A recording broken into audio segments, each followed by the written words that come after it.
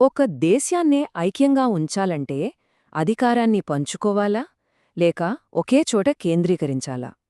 వినడానికి వింతగా ఉన్నా ప్రపంచంలోనే అతిపెద్ద, ఎంతో వైవిధ్యమున్న దేశాలు అధికారాన్ని పంచుకోవడమే సరైన మార్గమంటున్నాయి. అదే సమాఖ్యవాదం. అసలీ సమాఖ్యవాదం వెనుకున్న మ్యాజికేంటో ఈరోజు చూద్దాం. ఒకసారి ఈ మ్యాప్ని చూడండి. ఎర్ర రంగులో కనిపిస్తున్నాయి కదా, అవే సమాఖ్య దేశాలు. ప్రపంచంలో ఉన్న 193 దేశాల్లో ఇవి కేవలం 25 మాత్రమే.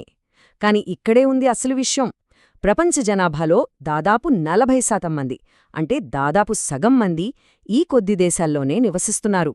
కెనడా, అమెరికా దగ్గర్నుంచి మన భారతదేశం, ఆస్ట్రేలియా వరకు వీటన్నింటినీ కలిపే ఒకే ఒక్క సూత్రముంది. ఇది కొంచెం ఆలోచించాల్సిన విషయమే కదూ. జస్ట్ 25 దేశాల్లోనే ప్రపంచ జనాభాలో 40% మంది ఎలా నివసిస్తున్నారు? ఈ ప్రశ్నకు సమాధానమే సమాఖ్యవాదం. ఈరోజు మనం ఆ కాన్సెప్ట్ లోతుల్లోకి వెళ్ళి చూద్దాం. సరే, ఈరోజు మనమేం తెలుసుకోబోతున్నామో చూద్దాం. ముందుగా అసలు సమాఖ్యవాదం అంటే ఏంటి? అది ఎందుకు అవసరం? ముఖ్యంగా మన భారతదేశంలో ఇది ఎలా పనిచేస్తోంది? ఆ తర్వాత ఆచరణలో ఎదురయ్యే సవాళ్లు. చివరిగా వికేంద్రీకరణ అనే మరో ముఖ్యమైన అంశం గురించి కూడా మాట్లాడుకుందాం. రైట్, ఇక మొదలు పెడదాం. అసలు సమాఖ్యవాదం అంటే ఏంటి? అధికారాన్ని పంచుకోవడం వెనుక ఉన్న ఆ పెద్ద ఆలోచన ఏంటో ఇప్పుడు చూద్దాం. చాలా సింపుల్గా చెప్పాలంటే సమాఖ్యవాదమంటే అధికారాన్ని ఒకే చోట కేంద్రీకరించకుండా కేంద్ర ప్రభుత్వానికి, రాష్ట్ర ప్రభుత్వాలకు మధ్య పంచుకోవడం అన్నమాట. దీన్ని ఒక పెద్ద కుటుంబంతో పోల్చుకోవచ్చు. ఇంట్లో కొన్ని ముఖ్యమైన నిర్ణయాలు పెద్దవాళ్లు తీసుకుంటారు కదా, కాని ఎవరి గదిని వాళ్లు సర్దుకునే స్వేచ్ఛ పిల్లలకుంటుంది. అచ్చం అలాగే దేశం మొత్తానికి సంబంధించిన విషయాలు కేంద్రం చూసుకుంటే, రాష్ట్రానికి సంబంధించిన విషయాలు రాష్ట్ర ప్రభుత్వం చూసుకుంటుంది. ఈ రెండిటి మధ్య తేడా స్పష్టంగా అర్థం కావాలంటే ఇక్కడ చూడండి. ఎడమవైపు ఉన్నది ఏకకేంద్ర వ్యవస్థ, అంటే మొత్తం పవరంతా ఒకే చోట కేంద్ర ప్రభుత్వం చేతిలోనే ఉంటుంది. వాళ్లు చెప్పిందే ఫైనల్. కానీ కుడివైపు ఉన్న సమాఖ్య వ్యవస్థ అలా కాదు. ఇక్కడ 2 లేదా అంతకన్నా ఎక్కువ స్థాయిల్లో ప్రభుత్వాలుంటాయి. రాష్ట్ర ప్రభుత్వాలకు స్వంత అధికారాలుంటాయి. అవి కేంద్రానికి జవాబుదారీగా ఉండాల్సిన అవసరం లేదు. ఇక్కడ కేంద్రం బాస్ కాదు, ఒక పార్ట్నర్ మాత్రమే. అయితే ఒక దేశాన్ని సమాఖ్యదేశమని చెప్పాలంటే కొన్ని ఖచ్చితమైన లక్షణాలుండాలి. అవేంటంటే 2 స్థాయిల ప్రభుత్వాలుండాలి. ఎవరి అధికార పరిధి వాళ్లకు రాజ్యాంగంలోనే స్పష్టంగా రాసి ఉండాలి. ఏవైనా మార్పులు చెయ్యాలంటే ఇద్దరి అంగీకారం కావాలి. ఒకవేళ గొడవలొస్తే కోర్టులు వాటిని పరిష్కరించాలి. డబ్బుల విషయంలోనూ స్పష్టత ఉండాలి. వీటన్నిటి వెనక ఉన్న అసలు లక్ష్యం రెండే రెండు.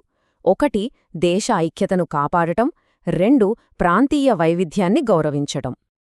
మరి ఈ సమాఖ్య వ్యవస్థలు ఎలా ఏర్పడతాయి? ఏమైనా ఆకాశం నుంచి ఊడిపడతాయా? లేదు కదా. సాధారణంగా ఇవి 2 విధాలుగా ఏర్పడతాయి. అవేంటో ఇప్పుడు చూద్దాం. సమాఖ్యలో ఏర్పడటంలో 2 పద్ధతులున్నాయి. 1 కలిసి రావడం, అంటే కొన్ని స్వతంత్ర దేశాలు లేదా రాష్ట్రాలు తమ భద్రత కోసం, అభివృద్ధి కోసం అన్నీ కలిసి ఒక పెద్ద యూనిట్గా ఏర్పడతాయి. అమెరికా, స్విట్జర్లాండ్ లాంటివి దీనికి మంచి ఉదాహరణలు. రెండోది కలిపి ఉంచడం, అంటే భారతదేశం లాంటి ఒక పెద్ద దేశం తనలోని వైవిధ్యాన్ని కాపాడుకోవడం కోసం, పరిపాలన సౌలభ్యం కోసం అధికారాన్ని రాష్ట్రాలకు పంచుతుంది. అయితే ఈ రెండో పద్ధతిలో కేంద్ర ప్రభుత్వం కాస్త బలంగా ఉంటుంది. ఇక్కడ ఒక మంచి ప్రశ్న తలెత్తుతుంది. సమాఖ్యవాదం కేవలం పెద్ద దేశాలకేనా? మరి చిన్న దేశమైన బెల్జియం దీన్నెందుకు ఎంచుకుంది అంటే, సమాఖ్యవాదం అనేది దేశం సైజుకు సంబంధించింది కాదు, దేశంలోని వైవిధ్యానికి సంబంధించింది. బెల్జియం చిన్న దేశమే అయినా అక్కడ చాలా భాషలు మాట్లాడే ప్రజలున్నారు. ఆ వైవిధ్యాన్ని గౌరవించి అందరూ కలిసి ఉండేందుకే వాళ్లు సమాఖ్య వ్యవస్థను ఎంచుకున్నారు. సరే, ఇక మన దేశం విషయానికొద్దాం. ప్రపంచంలోనే అతిపెద్ద ప్రజాస్వామ్యమైన మన భారతదేశంలో ఈ సమాఖ్యవాదం ఎలా పనిచేస్తుందో ఇప్పుడు చూద్దాం. ఇక్కడొక ఇంట్రెస్టింగ్ విషయమేంటంటే, మన రాజ్యాంగంలో ఎక్కడా ఫెడరేషన్ అంటే సమాఖ్య అనే పదం వాడలేదు. దానికి బదులుగా యూనియన్ ఆఫ్ స్టేట్స్ అంటే రాష్ట్రాల యూనియన్ అన్నారు. కాని పేర్లో ఏముంది? మన ప్రభుత్వ నిర్మాణం, దాని స్ఫూర్తి అంతా పూర్తిగా సమాఖ్యవాద సూత్రాల మీదే ఆధారపడి ఉంది. మరి ఈ అధికారాల పంపకం ఎలా జరిగిందంటే మన రాజ్యాంగం చాలా స్పష్టంగా 3 జాబితాలు తయారుచేసింది. మొదటిది కేంద్ర జాబితా. దేశ రక్షణ, బ్యాంకింగ్, కరెన్సీ లాంటివి దేశమంతటా ఒకేలా ఉండాలి కాబట్టి వీటిపై చట్టాలు చేసే అధికారం కేంద్రానికే ఉంటుంది. రెండోది రాష్ట్ర జాబితా. పోలీస్, వ్యవసాయం, వాణిజ్యం లాంటివి ఆయా రాష్ట్రాల అవసరాలను బట్టి ఉంటాయి కాబట్టి వీటిపై అధికారం రాష్ట్రాలకే ఇచ్చారు. ఇక మూడోది ఉమ్మడి జాబితా. విద్య, అడవులు, పెళ్ళిళ్ళు లాంటివి కేంద్రానికి, రాష్ట్రానికి ఇద్దరికీ ముఖ్యమైనవి. అయితే ఇక్కడొక చిన్న ట్విస్టుంది. ఒకవేళ ఒకే అంశంపై కేంద్రం, రాష్ట్రం రెండూ చట్టాలు చేస్తే కేంద్రం చేసిన చట్టమే చెల్లుతుంది. రాజ్యాంగంలో రాయటం వరకు ఓకే, కాని అసలైన పరీక్ష మొదలయ్యేది దాన్ని ఆచరణలో పెట్టినప్పుడే కదా. మరి మన దేశంలో సమాఖ్యవాదం ప్రాక్టికల్గా ఎలా వర్కౌట్ అయిందో చూద్దాం. ఈ 2 మ్యాప్ల మధ్య తేడాను ఒక్కసారి గమనించండి. 1947 నాటి భారతదేశానికి ఇప్పటి భారతదేశానికి ఎంత తేడా ఉందో కదా. స్వాతంత్ర్యం తర్వాత ఎన్నో పాత రాష్ట్రాల సరిహద్దులు చిరిగిపోయాయి, కొత్త రాష్ట్రాలు పుట్టుకొచ్చాయి. దీనికి ప్రధాన కారణం భాష. ఒకే భాష మాట్లాడే ప్రజలందర్నీ ఒకే రాష్ట్రం కిందకి తీసుకురావడమే దీని ఉద్దేశ్యం. మొదట్లో ఇలా చేస్తే దేశం ముక్కలైపోతుందని చాలామంది భయపడ్డారు. కాని జరిగింది దానికి పూర్తి వ్యతిరేకం. ఇది దేశాన్ని మరింత ఐక్యంగా మార్చింది. ఎందుకు అలా జరిగిందో అర్థం కావాలంటే ఈ చార్ట్ చూడాలి. మన దేశంలో ఏ ఒక్క భాష మాట్లాడేవాళ్లు మెజారిటీ కాదు. హిందీ మాట్లాడేవాళ్లు కూడా 44%. ఈ అపారమైన వైవిధ్యాన్ని మన రాజ్యాంగ నిర్మాతలు గుర్తించారు.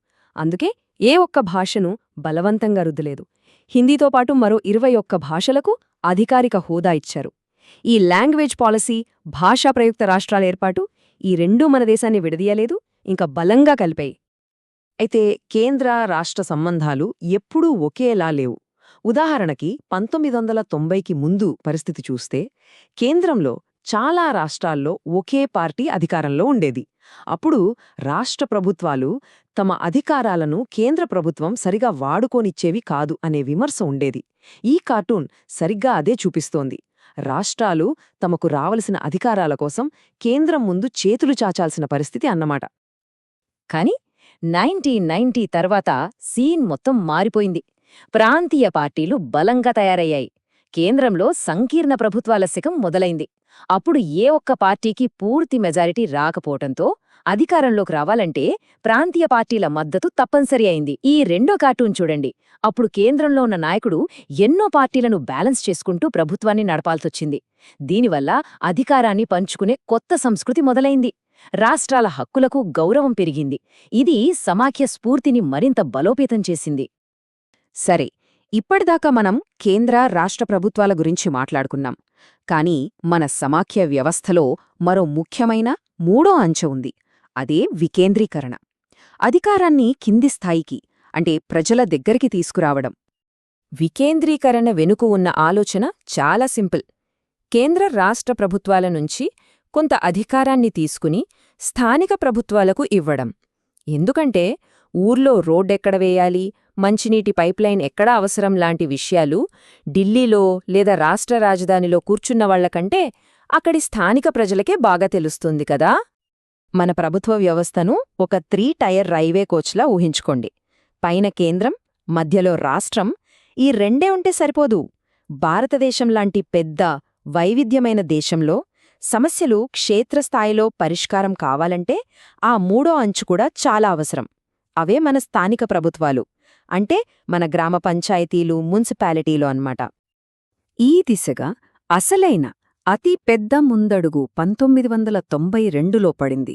అప్పుడు చేసిన ఒక రాజ్యాంగ సవరణ స్థానిక ప్రభుత్వాలకు నిజమైన అధికారాలనిచ్చింది. దీని ప్రకారం స్థానిక సంస్థలకు ఖచ్చితంగా ఎన్నికలు జరపాలి. ఎస్సీ, ఎస్టీ, బీసీలకు సీట్లు రిజర్వ్ చేయాలి. అన్నిటికన్నా ముఖ్యంగా 1/3 పదవులు మహిళలకే కేటాయించాలి. ఎన్నికలు పెట్టడానికి స్వతంత్ర ఎన్నికల సంఘాలను ఏర్పాటు చేశారు. అంతేకాదు, రాష్ట్ర ప్రభుత్వాలు తమ అధికారాలను, ఆదాయాన్ని స్థానిక సంస్థలతో పంచుకోవాలని కూడా ఈ చట్టం చెప్పింది. ఇది నిజంగా ప్రజాస్వామ్యాన్ని ప్రజల గడప దగ్గరకు తీసుకెళ్ళింది. ఈ సమాఖ్యవాదం, అధికారాల పంపకం అనే చర్చ కేవలం మన దేశానికే పరిమితం కాదు. ఉదాహరణకు మన పొరుగు దేశమైన నేపాల్లో కూడా అక్కడి పౌరుడు బాబూరాం ఏమంటున్నారో చూడండి. మా టెరాయ్ ప్రాంతాలకు సొంత రాష్ట్ర ప్రభుత్వం ఉంటే మాకు మరింత స్వయం ప్రతిపత్తి లభిస్తుంది అని ఆశిస్తున్నారు. అంటే వైవిధ్యమున్న ప్రతి దేశంలోనూ ఈ చర్చ నిరంతరం కొనసాగుతూనే ఉంటుంది. దీనిబట్టు మనకు ఏమర్థమవుతోంది? వైవిధ్యభరితమైన దేశాలకి ఈ సమాఖ్యవాదం ప్రయాణం ఎప్పటికీ పూర్తవుతుందా? బహుశా కాకపోవచ్చు. సమాఖ్యవాదమనేది ఒక డెస్టినేషన్ కాదు, అదొక నిరంతర ప్రయాణం. ఎప్పటికప్పుడు మారుతున్న పరిస్థితులకు అనుగుణంగా సర్దుబాటు చేసుకుంటూ ముందుకు సాగడమే దాని అసలైన స్ఫూర్తి. బహుశా ఆ ప్రయాణంలోనే దాని అసలైన శక్తి దాగి ఉందేమో.